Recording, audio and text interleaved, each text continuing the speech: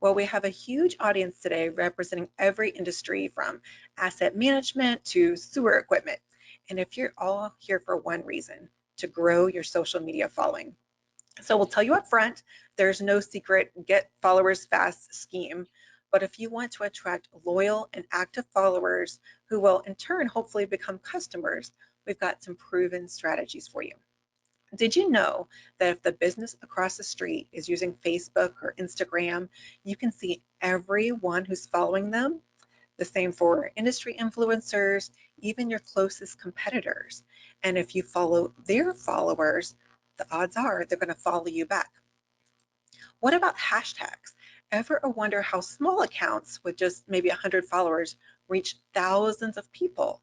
If you know how to use hashtags effectively, it's no secret. We're going to cover these things and more in the next 20 minutes. So buckle up your seatbelts and stick around to the end. If you do, you'll be entered to win a free consultation for your business. This is part 2 of our 7-part series called Social Media Crash Course. As we continue this series, we'll cover content calendars, social media ads, and more. If you missed the first session, not to worry, as Katrine mentioned, each of these workshops is self-contained, so you can pick right up today without skipping a beat. But if you find this helpful and you want to go back and either catch up or review previous topics, we encourage you to do that. Each of these is going to be available for a limited time on our YouTube channel, Easy Marketing, spelled E-Z-Y. So that's us. Yes, and we are Easy Marketing. We are located in Northeast Florida, and we've been around for over 20 years. We do websites, we create logos, we work a lot with social media. We also do printed material. And then, of course, we work with constant contact and email marketing. So if you're serious about increasing your following, you're going to want to give your social media accounts a good self-check. Look at them through fresh eyes. Users have to go to your profile to follow you, so it's essential that it's optimized. This includes making sure that your account name and username are search friendly. If you pick something less than ideal because your first choice was already taken, it's not too late to change it, but just make sure that you're sure, because you can only change it once every 14 days. Next, take a peek at your profile image. It should be high quality and easily recognizable. So typically for most businesses and organizations, this is going to be a square or round version of your logo. If you're using a rectangular version, there's going to be a lot of white space on the top and bottom, and that makes it smaller and more difficult to read. And if you're using some other type of image, consider whether that's the best for your organization. Unless you're an influencer, your profile image probably should not be your face. You also want to make sure that your bio makes a great first impression. For your Instagram bio, for example, you only get 150 characters, so it really has to be succinct and impactful. Tell them what you do and why you're the best. And if you have a branded hashtag, that goes here as well. Yeah, and you can see ours here. And that goes to the point when we prepared this, we took a look and we actually realized that we had outdated information on here. So that is the self-check in use. Yep. Even professionals constantly have to be reevaluating. So you want to make sure that your website link is included and that it's correct. If you have a physical address, that's there and accurate as well. And if you're not sure what makes a good bio, take a look. Look at your competitors, even the big brands. These 150 characters are right there above the follow button.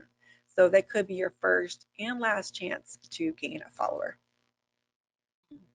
If you have your profile optimized, now you want to make sure that you're cross-promoting your social media accounts. This is an easy and free way to use the tools that you already have at your disposal to help grow your following. Make it easy for people to follow you by having links on your website, blog, and in your email signature. Those are sort of passive ways to cross-promote. You also need to actively ask your customers and leads and donors and volunteers that you work with. You can ask your LinkedIn connections to follow you on Instagram and vice versa. And not just once, on a regular basis. If you're a brick and mortar, you can put a sign right up there by the checkout, train your employees to ask people about it. If you're a nonprofit, maybe put up a banner at your fundraising events and add it to your talking points. And if you're using email marketing, which you definitely should be, you want to include a blurb in those emails asking contacts to follow you. So we have a couple examples here from two of our real clients, a local real estate agent and also a national recruitment firm. Both are using email marketing to communicate with past, current, and potential clients. And every time they're asking those comments to follow them on social media and giving them a reason to learn more and to stay in touch. And since we are talking about email marketing, we're going to make a quick poll here to see how many of you are using email marketing as part of your digital strategy. And so just let us know. And if you don't know how to add your social media links to your email, at the very end of in the follow-up email, I'm going to do a small demonstration. So make sure you take a look at your follow-up email later on. And thank you so much for answering. All of you are using some kind of email marketing. Excellent. A+ to this audience. All right.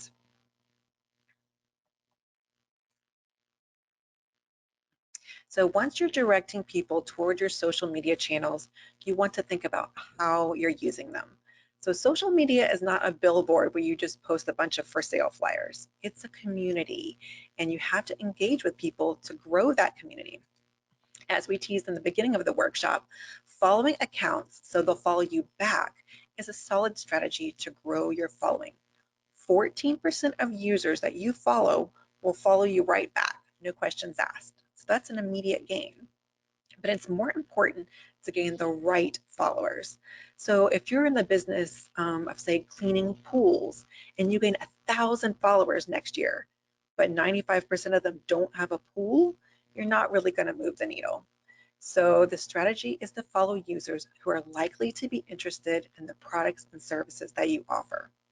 I would start by following your competitors' followers. Then you can branch out to similar industries, other local businesses, fan pages, and influencers. If you want to up the odds, before you follow them, go and like and comment on their post. By doing that, more than a third will follow you back. So that's a great return on your time. Just do it little by little, say 50 max per day. It's also important to show up and engage in real conversations on your page. Respond to every comment. One of our clients here is a global green energy company that generates electricity from ocean waves. So there's a lot of support for green energy, but also some detractors. But they are committed to educating the public and answering every comment and every question on every post. Finally, we recommend that you engage on other accounts with a similar audience to yours, the people that you're trying to attract. So think about related organizations, celebrities, businesses in your local community. If you are leaving helpful and thoughtful comments on other accounts, that's a great way to sort of get discovered. Another surefire way to attract new followers is to post high quality content. Remember that users are scrolling by and you only have a fraction of a second to grab them. Posts that stand out in the feed or on a hashtag page, such as this one, are going to command attention, and with it, new followers. Remember that most social media platforms are highly visual and that the majority of users are going to be viewing their content on a cell phone, so they have those tiny little screens. You need your post to be bold and eye-catching. This is a post we did for one of our clients that works with birth mothers who are considering adoption. So it's a great example here. You want to keep the text to a minimum and have a bold, eye-catching image. Remember to keep the text less than 20%. If not, Instagram may deprioritize it, which means they will show it to fewer users. So you can save all the details and the fine print for the comments. To gain followers, Your page also has to be active, which means that you're posting consistently. The average business is posting once per day. If you're just getting started, aim for at least 3 times a week. And if that sounds completely overwhelming, we know you have a business to run. We get it. We're going to devote an entire workshop on March 2nd to creating a content calendar in 15 minutes. So we'll show you how to plan and schedule posts in advance so that it's not a daily chore. It's important that your content adds value for followers. So it can't constantly scream, buy my product. Users have a really low tolerance for spammy content. So make sure, in addition to your sales and special offers, that you're mixing in other valuable content. You could try inspirational quotes. People love behind the scene photos and videos. How-to guides are all great content. To reach beyond your current customer base, you want to tap into the larger community. Find ways to be relevant and part of the broader discussion. This could be as easy as piggyback on current events, trending hashtags, or internet holidays. So say National Cookie Day is coming up, but you don't sell cookies. Not a problem. If you're a realtor, maybe you post about baking a fresh batch of cookies right before an open house. See, now you're part of the Cookie Day discussion. You get the idea. It's expanding your reach by creatively tying your business to the trending news of the day. Finally, be sure to post when your followers are online. Facebook and Instagram both have free insight tools that will show you when your followers are most active. If you post on those days and times, you're more likely to snag new followers. And you can also schedule your posts in advance. So don't feel like you have to stay up and set an alarm till 8 p.m. You can schedule those at that time. In addition to your regular content, there's a few other creative ways that we can recommend to gain followers. One of the best is by encouraging user-generated content. These are posts that your followers make about your business or organization. So if you sell any kind of consumer product, ask customers to show themselves off using it. If you perform a service, ask people to post before and after photos. If you can get them to show their dogs or babies, those are social media gold. And you'll be surprised how many people will play along because everyone wants their 15 seconds of fame.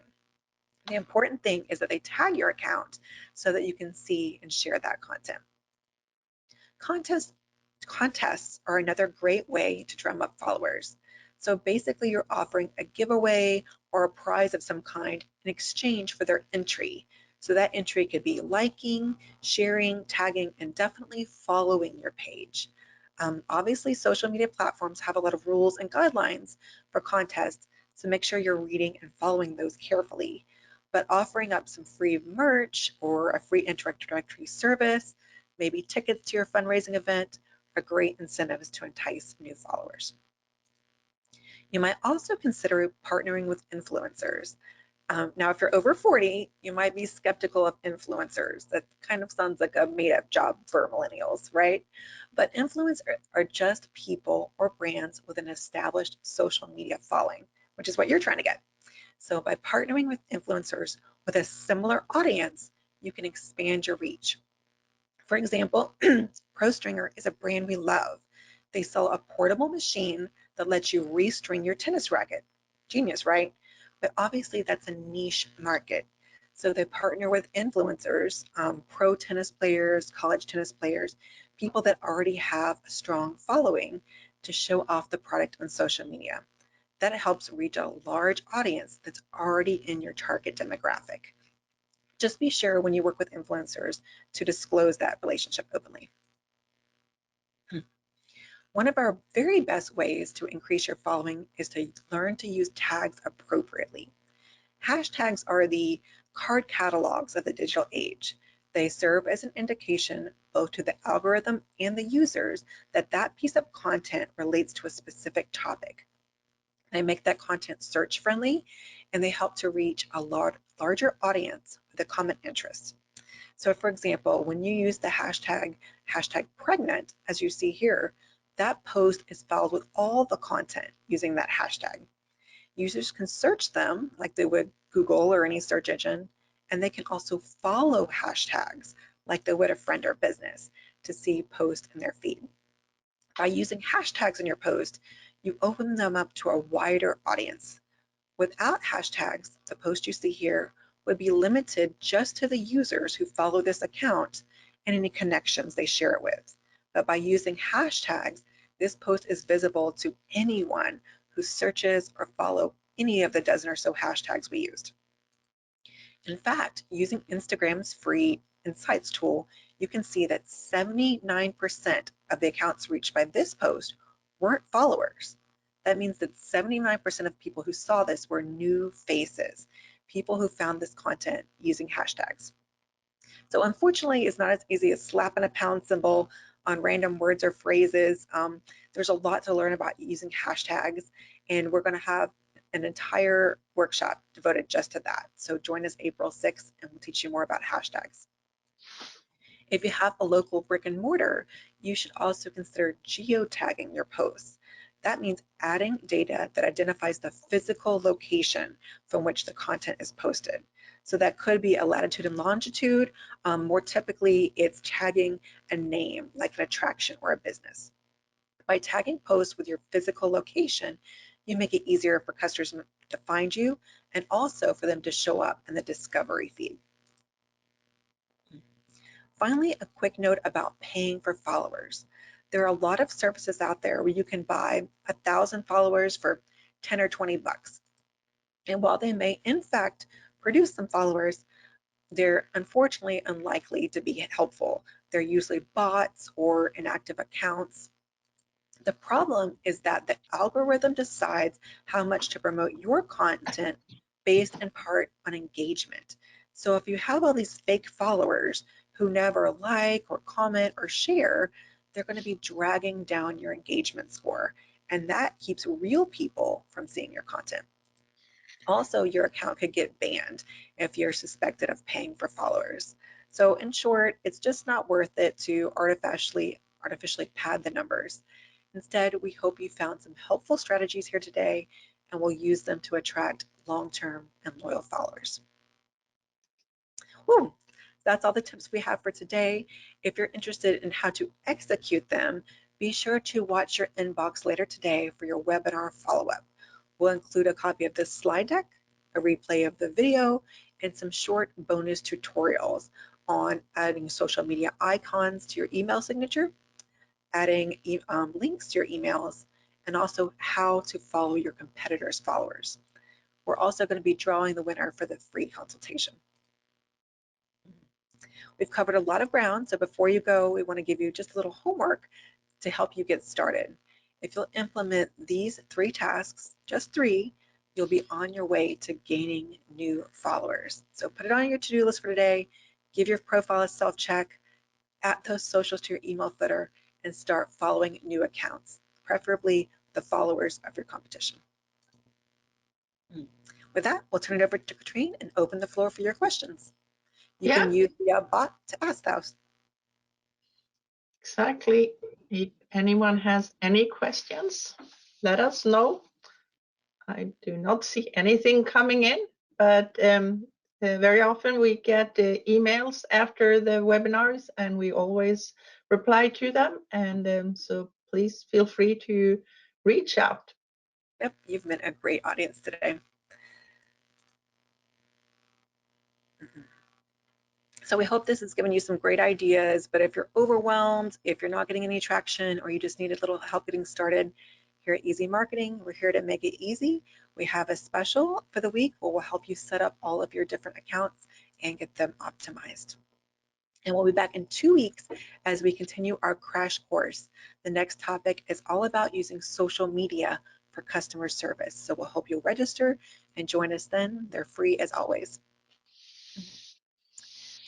Thank you for joining us today. Here's our contact information. And as Katrine said, if you have any questions, please get in touch with us. Or if we need a consultation, we'll point you in the right direction or just a phone call away. See you in 2 weeks.